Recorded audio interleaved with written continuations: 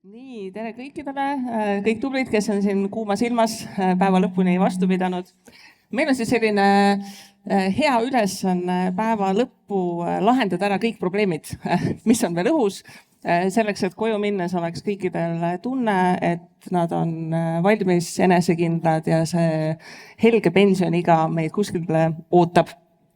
Ja ma alustuseks küsiksin sellise küsimuse, mida ma ei ole täna sellistest ettekannetest näinud läbi käimas, et kui meil on jagada niimoodi 100% vastutust, et kes vastutab selle eest, et inimestel oleks hea pension ja meil on seal kaks osapoolt, meil on riik ja meil on see inimene ise, siis kuidas teie jagaksite 50-50, 20-80, 110, kes ja kui palju vastutab selle eest, et see pensioniseis oleks hea? Alustame, Kristiina, sinu vaatest. Mina olen alati hinnanud tasakaalu, ehk siis oluline ju on, et inimene saaks väärikalt vanaduspõlves hakkama ja sellepärast ma arvan, ei saa jätta kogu vastutust inimesele, sellepärast on ka ühiskond kokku leppinud, et meil on riik, kes siis korraldab teatud teenused ära. Ja riik on siis lubanud, et ta vanaduspõlves inimesele ikkagi inimväärse sissetuleku tagab ja selleks on siis ta loonud selle pensionisüsteemi. Ehk kui võtta siis nagu siis, et mida riik lubab, ta lubab, on ju, et nälga ei jää, katuse saab pea kohale, aga kui sa tahad midagi paremat, siis palun väga investeeri kolmandasse sambasse. Ehk siis, kui sa numbriliselt peaksid panema? No ma tunnetan, et kui inimeste käest küsida, et millist pensionit sa tahad, siis nad ootavad, et riik tagab neile 70%. Ehk ma siis arvan, et nad ootavad ka, et see riik seda 70 tagab ja siis see 30 võiks olla siis inimeste enda, nagu seal Hollandis oli, et kõik saavad suurepäraselt hakkama. Nii. Kristjan, kui sina peaksid jagama selle vastutuse inimese enda ja riigi vahel, kuhu see kaalukaus kalduks? No see on väga lihtne. 100% vastutab riik selle eest, et keegi hätta jääks ja 100% vastutab elanik selle eest, et tal oleks hea elu. Iga kord, kus riik on üritanud hakata tagama head elu plaanimajanduslike meetmetega, on tulemus olnud vastupidine. Küll aga võib igal ühel meil elus juhtuda tabaraid olukordi, et ükskõik kui vastutustundlik oled, ükskõik kui ettevaatlik sa oled, kui ontlik sa oled, võib ikkagi juhtuda asju, milleks me ei ole valmis, milleks ei saagi valmis olla. Ja see, et keegi sellepärast ei peaks hääbuma. Ma arvan, et see on riiklik vastutus. Aga jällegi, turumajandus toob hea elu kõige paremini ja kui riik hakkab sinna sekkuma, siis tulemused on alati vastupidised. See sõna elamisväärne käis siis juba läbi ja sellest väga palju ka räägitakse, et milline siis on see hea pension, et kes siin kuulasid seda Hollandi ettekannet, siis mulle tundus, et seal on pensionäride elu nagu mitte lihtsalt, et on nagu elamisväärne, vaid on kuidagi nagu väga hea lausa. Et meil siin Eestis siin iga aasta aprill pensioneid indekseeritakse, kui me alustame siit esimesest sambast pihta, siis meil keskmine pension 1. aprillist, mis uus number on 860 eurot kuus, et mis tundeid see tekitab? Et kas see number ja see, kus esimene sammas praegu on, kas ta on piisav? Kas, Kristjan, sa tunned, et see on see summa, millega me saame öelda, et inimesed ei jää hätta? No siin kõrval istuvad ikkagi eksperdid ja siin saalis ju kogu selle üritus on eksperdid korraldanud lähtuvalt sellest, mis on elatusmiinimum. Ehk meil on riiklik number täitsa olemas, mis siis ütleb sellega, et kuidas, mis rahaga inimene ellu jääb. Ja esimene sammas loomulikult on sellest oluliselt üle. Aga nüüd, et kas meie ambitsioon on seal, siis ma ütleks veel kord tagasi eelmise küsimuse juurde, et selleks, et meile hea elu oleks, siis selle eest vastutab iga isik ise ja ma ütleks, et see lõpptulemus läheb veidi tehniliseks, aga kui kõik inimesed otsustavad ise oma varade kasutuse üle, oma aja kasutuse üle, siis läbi selle ongi tulnud Eesti majanduskasv, mis on olnud muljetavaldav ja mis on kordades suurem olnud kui ekspertide poolt juhitud teise samba tootlus. Kristiina, kui sa esimese samba peale me tervikuna vaatame, et kas esimene sammas on praegu nagu Ülemiste järv uputab Tallinna ära, kui ta valmis saab, et ma ei tea, esimese sambaga, kas me saame öelda, et esimene sammas on valmis, et seal ei ole vaja enam midagi timmida, see eesmärk, et see toetab niimoodi altpoolt, et see on just seal, kus me tahame? No ma arvan, et nagu see Tallinna linn, et see esimene sammas ei saa sellepärast valmis, et kõik on muutumises. Muutub inimeste eluiga, muutub inimeste töövõime, muutub sündimus, et selles mõttes ta ei ole kindlasti valmis, et iga 5 aasta pärast sellepärast me hindamegi seda pensionisüsteemi, et nüüd selle aasta lõpuks samamoodi teeme järjekordse põhjaliku analüüsi, et kui me nüüd nii jätkame, nagu hetkel oleme, et kuhu see siis meid viinud on 50 aasta pärast. Ja kui sa küsisid, et kas see 860 eurot esimesest sambast on praegu piisav, siis kui me vaatame Euroopa Liidu riikidega võrreldes, siis võib-olla võiks veel rohkem olla seal riigi poolt tagatud. Aga kui me vaatame, nagu Kristjan ütles, et elatusmiinimumi tagab see nagu ja kuhjaga veel hetkel, et mis see ootus on, et räägime pensionäridega praegustega, siis nad ütlevad, et kahekesi saab väga hästi hakkama, üksinda pead on ju seal jaanuarikuus võib-olla senti veeretama. Et ja üks on ju see, et kui suur see pension on, teine on see, et kas meil on seda raha, et seda maksta. Ma võtaksingi siit sellest sõnasõnast kinni, et esimese samba puhul paratamatult on seotud sellega, et kui palju meil on töötavaid inimesi, kes sotsiaalmaksu maksavad ja seesama sündimuse sõna siin käis läbi ja ei saa üle ega ümber, et meil on päris palju arvamusi selle kohta, et kust see pension tulevikus tuleb ja see, et äkki ikkagi meil on tulevikus neid lapsi, kes tööd teevad ja sotsmaksu maksavad, et ka igasugustes pensioni küsitlustes, kui küsitakse seda inimestelt, et mis nende pensioniplaan on, siis päris tihti üks nendest vastustest on lapsed. Et kuidas sellega on, kas see siin debatis on ikka õhus või kas me oleme kokku leppinud, et lapsed ja pensionisüsteem on ikkagi erinevad asjad? No kui me vaatame esimest sammast, siis see ju põhineb tööjõumaksudel ehk siis töötajatel. Et seal ei ole nii oluline see laps, kuivõrd see, kes maksu maksab. Ja seda on kutsutud ka lausa Maailmapanga poolt on ju püramiidskeemiks seda esimest sammast. Et nii kaua läheb sellel esimesel sambal, mis põhineb tööjõumaksudel hästi, kui meil on siis neid töötajaid rohkem kui neid, kes siis sealt seda makset saavad ehk pensionit saavad. Ja see tähendab, et ideaalses maailmas oleks meil 2 pensionäri kohta 4 töötajat. Aga sündimus ei ole meil 4 lähedane olnud juba sajandid, on ju. Et Kristjan, kas sa poliitiku vaadad sinna viimane esimese samba küsimus, et Eestis on ka poliitikute laual käinud erinevaid arvamusi, et seesama esimene sammas võiks olla kuidagi seotud laste arvuga, et mis sa sellest võimalikust lahendusest arvad? Loomulikult, et selles suhtes kogu pensionisüsteem on sama jätkusuutlik kui riik ise ja selgelt, kus sündimuskordaja ei näita jätkusuutlikkust, on kõige otsesem märk sellest, et pensionisüsteem ei väärtusta piisavalt neid elanikke, kes on oma lapsed siia saanud, kes nad on üles kasvatanud, kelle lapsed siin sotsiaalmaksu maksavad. Ja selles suhtes, kui ma aiman juba, et lahendust pakutakse teise samba näol, siis kus on see jätkusuutlik süsteem politsei jaoks, riigikaitse jaoks, õpetajate jaoks, kogu meie infrastruktuuri jaoks, et kui me hakkame nii-öelda ette koguma siis pensionit makseks, et kas meil tulevikus riigikaitset ei ole vaja, et mis see plaan selle rahastamiseks on. Ehk jällegi tagasi minnes. Kogu pensionisüsteem on sama jätkusuutlik kui meie riik ja kui me motiveerime valesid asju. Et me täna pensionisüsteemiga, tähendab, seal on väike komponent, et kui palju pannakse lastevanematele juurde. Väike komponent on, et ei saa öelda kategoorilisest terminitest, et seda ei märgata, aga see on selgelt liiga väike ja mis selle tulemus on, pensionisüsteem ütleb väga selgelt. Parem käi tööl, ära sa lapsi. Siis riik hoolib sinust rohkem tulevikus. Ja see on üks paljudest sõnumitest, mis tegelikult muudab seda riiki ise jätkusuutmatuks.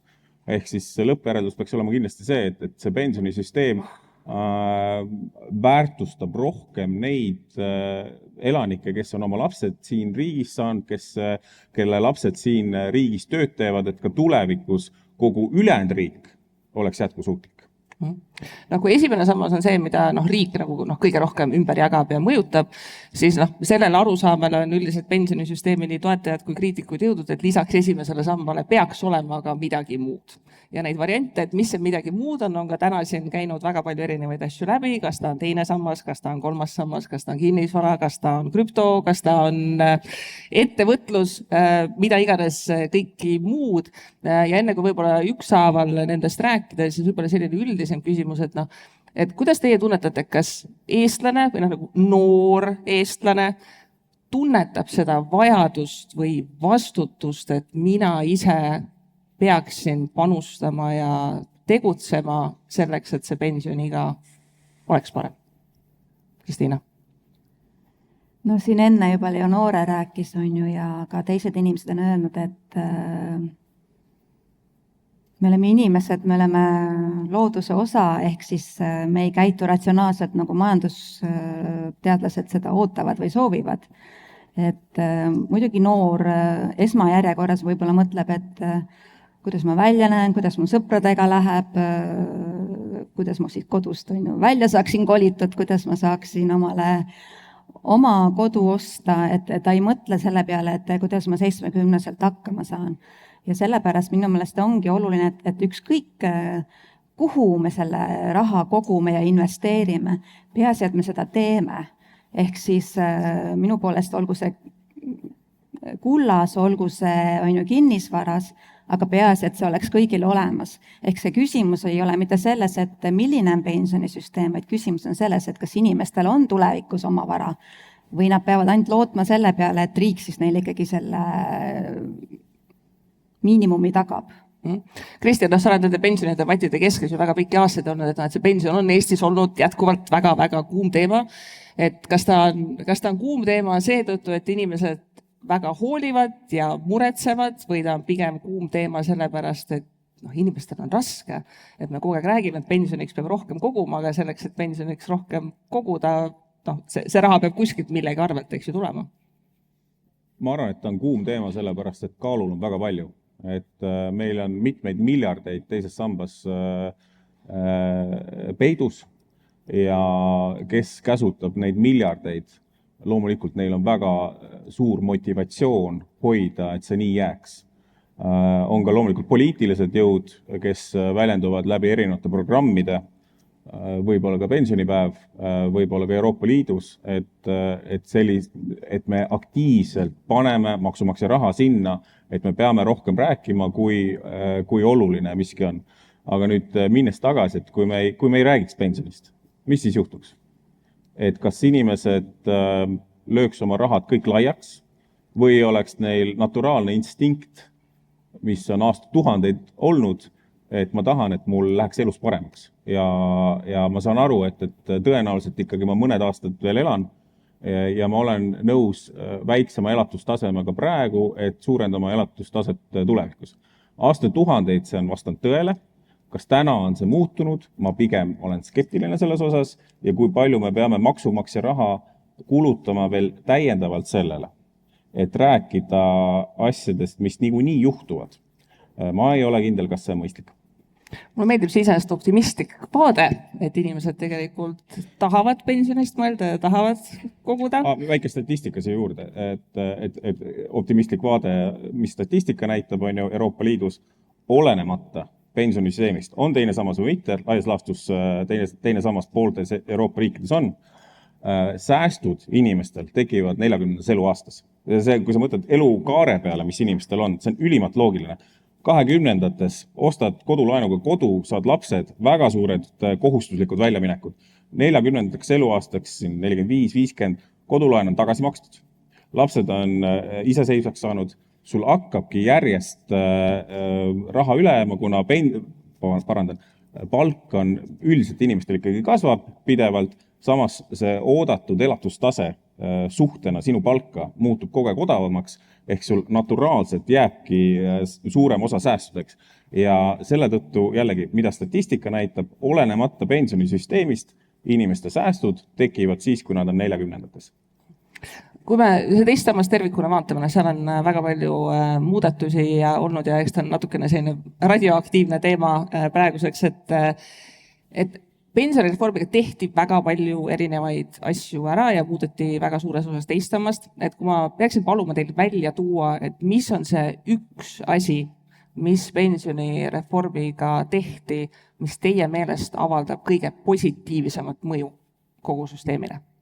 Et kõikidest nendest muudatustest, mis tehti, see igasugused varasemad väljumised, et töövõimetusega sai tulumaksuta raha välja võtta, see, et sa ise, kas või see täiendus, et näed, ise saad otsustada kogumise protsenti praeguseks, et mis on see pensionireformist tulnud kõige suurem selline positiivne muudatus inimeste vaatest? Sa mõtled seda 20. Jah. Okay. Et sa nimetasid ka seda 2-4-6, siis ma juba hakkasin... see on juba hilisem, seda ei saa nimetada, see on juba hilisem. Et selle ma valin, aga võib-olla siis see muutus on see, et nendest sammastest räägitakse rohkem. Et inimesed on aru saanud, et nende vastutus nüüd kasvas. Et kui enne sai öelda, et kohustuslik, see on puhas riigi vastutus, siis nüüd inimesed... ma loodan, on siis nagu mõistnud, et see on nende vastutus ja seega on see põhjus, miks me täna siin oleme ja miks me Sotsiaalministeeriumis näeme, et me peame inimesteni seda tarkust, seda teadmist viima. Et Kristjan ütles küll, et 40-selt hakkavad igal pool inimesed säästma ja investeerima, aga see liitintress töötab ikka kõige paremini, kui sa hakkad seda tegema kohe pärast kooli. Kristjan, kui sa peaksid välja tooma, mis oli see kõige positiivsem mõju, mis sellest reformist tuli? Ma arvan, et kõige positiivsem mõju on see, et me astusime suure sammu turumajandusele lähemale. Ehk siis erinevad valikud on jällegi laual. Ma mäletan, kuidas tohutult naeruvääristati näiteks investoreid, kes tahtsid kulda paigutada oma säästud. Nüüd tagasi vaadates kulla tootlus on parem olnud teise samba kogu eluaja jooksul kui teise samba keskmine tootlus. Naeruvääristada inimesi, kes ostsid endale kodu, kinnisvara hind on kordades rohkem kasvanud kui keskmine teise samba tootlus. Et see turumajandusele, mida rohkem me lähemale jõuame, seda efektiivsemalt on ressursid kasutatud ja tegelikult seda efektiivsemalt ja suuremad säästud ja varaline võimekus tekib siis meie elanikel ja lõpuks see tõlgendub loomulikult ka elatustasemesse pensionisse. Hea näide on, ma arvan, et see, et kus peale seda, kui teise samba muutus vabaks, siis tarbimislaenude turumaht vähenes 200 miljonit. Ei olnud see, et maksan vanad tagasi, võtan uue, ei. Kogu laenude maht vähenes 200 miljonit. Mis tähendab, et sul oli kõrge intressiga laen, 20%, ja sa müüsid oma 4% tootlusega investeeringu maha ja said oma 20% laenust lahti. Ja nüüd väga õige kumuleerivad intressid ja protsendid, see 20%-line laenukoorem kasvab kordades kiiremini kui see 4% intress. Ehk jällegi tõestab, turumajandus tõi kõige parema tulemus. Kui me eelduslikult tahame, et inimesed rohkem koguksid, siis see päeva alguse ettekanne oli ka, et see inimeste rohkem koguma suunamine, kuhu iganes me tahame, et nad koguks, on päris raske. Sest et see tuleb selle arvelt, et sa pead milleski praegu loobuma, sul riigi vaatest, sisetarbimine väheneb ja üks variantidest, mis laual on, mis Eestis on ka korduvalt laual käinud ja laualt läinud ja uuesti lauale tulnud, on see, et kas ja kuidas tööandjad üldse peaksid või võiksid panustada pensioni kogumisse. Praegusel hetkel tööandjate roll otseselt mõned nendest pakuvad seda sellise boonusena, et kui sa tuled meile, siis me pakume sulle, täiendavaid makseid kolmandasse sambasse, aga seal ei ole sellist ühtset konsensust tekkinud, et kas ja mida võiksid tööandjad üldse teha selleks, et ühelt poolt, et töötajatele midagi pakkuda praegusel hetkes, kui nad töötavad, teha neil kogumine lihtsamaks, aga ka lihtsalt sellise pika vaatega, et et ma tahan, et mu töötajatel läheks hästi, kui nad ka tulevikus pensionil on. Et kus me selle tööandja poolse panusega oleme kuskil jõudmas, Kristiina? No miks ei ole Eestis võib-olla seda tööandja pensionisüsteemi nii, nagu ta on mõnedes teistes riikides, põhine ju on see, et eestlased ei kogune ametiühingutesse. Et nii lihtne see ongi, et kui oleks sotsiaalpartnerite vahel tasakaal või oleks kokkulepped, siis võib-olla oleks ka tööandja pension, et praegu meie maksusüsteem on ka selline, et inimesed ju ise, töötajad otse ei maksa sotsiaalmaksu, et tööandja juba tunnetab, et mina maksan ravikindlustuse, mina maksan selle pensionikindlustuse esimeses sambas, et ma olen juba piisavalt panustanud. Võib-olla ainult siis need suured ettevõtted, kellel on eeskujud, ma ei tea, emafirmad on ju välismaal, kus on see tööandja pension levinud, siis nemad seda ka oma töötajatele pakuvad.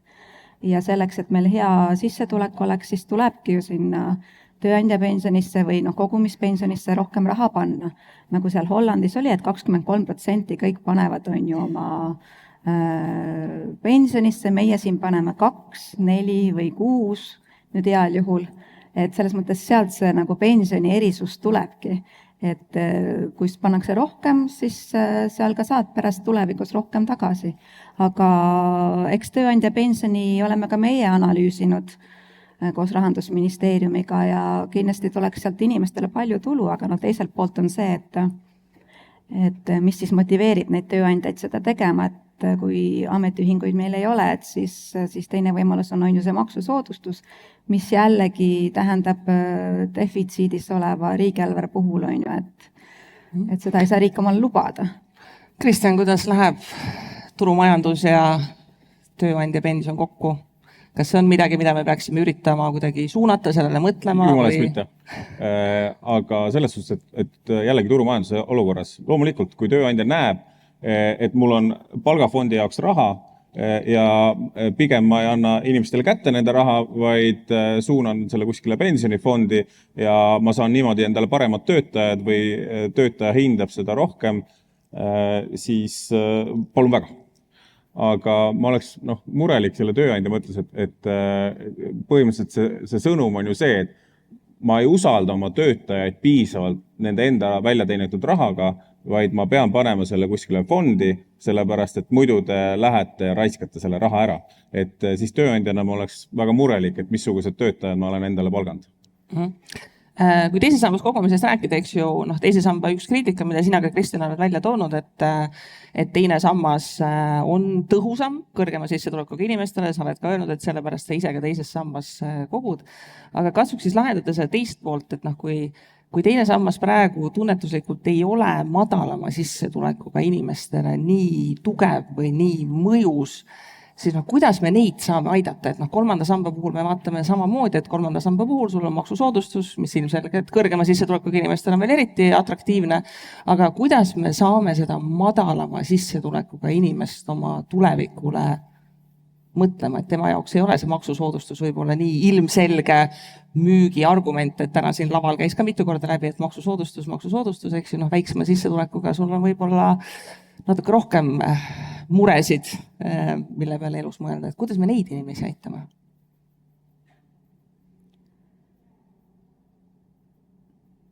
No maksud on ju meil selles mõttes, kõigil on vaja see keskelt läbi 22% ära maksta, et kui sul on väiksem sissetulek, siis sinu jaoks on ka see 22% sellest väiksemast sissetulekust või sellest pensioni sissemaksest, mis sa tagasi saad, selle tulumaksu on, ma arvan, oluline. Ja ma arvan, et see ei ole hästi läbimõeldud, kui me ütleme, et madalama sissetulekuga inimesed peavad lootma ainult riigile tulevikus, et neil ei pea olema oma vara kogutud. Et just madalama sissetulekuga inimesed on need, kes peavad saama ka oma vara koguda. Ja seda aitabki riik teha just selle teise sambaga ja ka kolmanda sambaga. Et selge see, et kui sa oled automaatselt liidetud, et siis sa oled kindlamini selles süsteemis sees, kui siis, kui sa sinna vabatahtlikult ise pead hakkama panustama. Kristjan, mis sa arvad, madalama sissetulekuga inimesed, et kas neil on siiski mingi võlu selles, et riik neid suunab? teise sambasse või? No või siis ka see, et näiteks kolmandas sambas, et sul on maksusoodustused, kui sa paned, siis me toetame sind. Nad ainult kaotavad sellest, on ju. Et minu enda personaaljuhtum, palgaandmed on avalikud, on ju. 4-kordne keskmine palk abilinnapeana, see, et ma ei pea esimeses sambas solidaarselt seda teistega jagama, indiviidina kasulik, riiklikus mõttes mitte kasulik. Selles suhtes, et sul pigem siis madalama sissetuleku inimesed loobuvad täiendavast maksukoormusest teises sambas, lähevad esimesesse sambasse, nende pensioniõigused on suuremad, ehk nad võidavad sellest oluliselt rohkem. Igat süsteemi saab keerulisemaks teha, aga et kuidagi hakata sotsiaalset õiglust, me ei ole veel jõudnudki sinna, et ennem rääkisime lastest, teine sammas ju absoluutselt ei arvesta laste arvuga, mis peaks olema kogu meie riigi jätkusuutlikkuse alus. Et hakkame seda kuidagi arvestama, hakkame neljandaid asju arvestama, et Eestisse ka investeeriks, mitte ainult 90% ei läheks Eestist raha välja. Et selles suhtes igat süsteemi saab keeruliseks muuta, aga lõpuks, kas see väärib küünlaid versus esimene sammas ja turumajandus? Ma arvan, et mitte. Ja ma ütleks, et teine sammas, kõige banaalsem värk on arvata, et ta kuidagi on pensionilisa, sest mis praegu toimub, pensioni ikka jõudes, kus maksumoonutustega sul muudetakse siis tulumaksuvabaks teise samba väljavõtmine, 92% võtab, Tõnul on kindlasti viimase aasta andmed, aga 24 andmed, 92% pensionika jõudnutest võtab teise samba ühe korraga välja. Ehk arvata, et järgmised 20 aastat nad iga kuu saavad mingit pensionilisa, ei vasta tõele. Ehk selle asemel, et 30-ndates osta endale see telekas, siis nad 60-ndates ostavad veidi väiksema teleka sellega. Kui ma kokkuvõtteks võin siis küsida, võite võtta see kristallkuul, mis see lamp on, millelt soove küsida, et kui meil oleks vaja üks asi teha selleks, et see Eesti pensionär oleks tulevikus jõukam, mis võiks see üks muudatus siin süsteemis olla või üks teadmine või tarkus, mis me anname neile kaasa? Ühe lausega.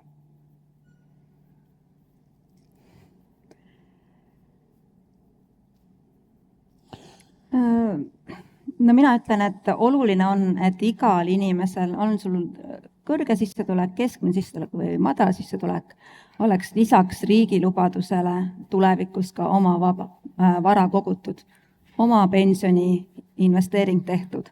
Ehk see on nüüd see kõige olulisem, et kui me nüüd selleni jõuaksime, et igal Eesti inimesel oleks see vara kogutud, siis oleks mina õnnelik. Kristjan? Ma arvan, et indiviidi eduvalem on sama, mis on riigi eduvalem. Ehk siis saage haridus siin, käige siin tööl, saage pere siin, ehitage oma karjäär siin ja nii tuleb õnn mitte ainult indiviidi õuele, vaid kogu riigi õuele. Nii, aga väga hea mõte, millega lõpetada. Nii, aitäh Kristjanile ja Kristiinale. Nii. Aitäh teile kõigile. Väga põnev oli kuulata. Oleks ise tahtnud kohe ka siia sekkuda natukene, aga mõtlen mõned küsimused veel, mis meile saatsid siis meie osalejad ja vaatajad. Ehk üks küsimus on selline, et paljud ikkagi enamus ikkagi võtsid selle raha välja, võtsid pensionisambast, nad kulutasid selle ära, mitte ei investeerinud. Et kas siis selles vaates, kas see on ikkagi mõistlik, sest et kõik ei investeerinud kinnisvarasse ja kulda? Ma arvan, et väga ratsionaalne oli. Ehk siis 50% oli veel kontodel, mäletate aega, enne maksurallit, enne inflatsioonirallit, kus olid ülimalt suured energeetikahinnad, ehk see oli see puhver, mille pealt tegelikult Eesti perekonnad ja majandus sai mõnda aega elada. Teine pool on see 50% ülejäänud, mis siis osa tõepoolest läks kiirlaenude turu vähendamiseks ja osa läks tarbimisse. Aga selle tarbimise statistikaga on selline lugu, et näiteks hoogustus väga tööriistapoodide ja ehitusmaterjalide kaupluste käibe. See tähendab seda, et inimesed hakkasid investeerima oma kodudesse, nad hakkasid renoveerima korterit. Statistikas see läheb tarbimisena kinni, nagu nad oleksid selle kõik maha laristanud, et seal on statistika probleemid, aga ma pööran selle küsimuse ümber, et miks me üldse inimestele palka lubame kätte anda?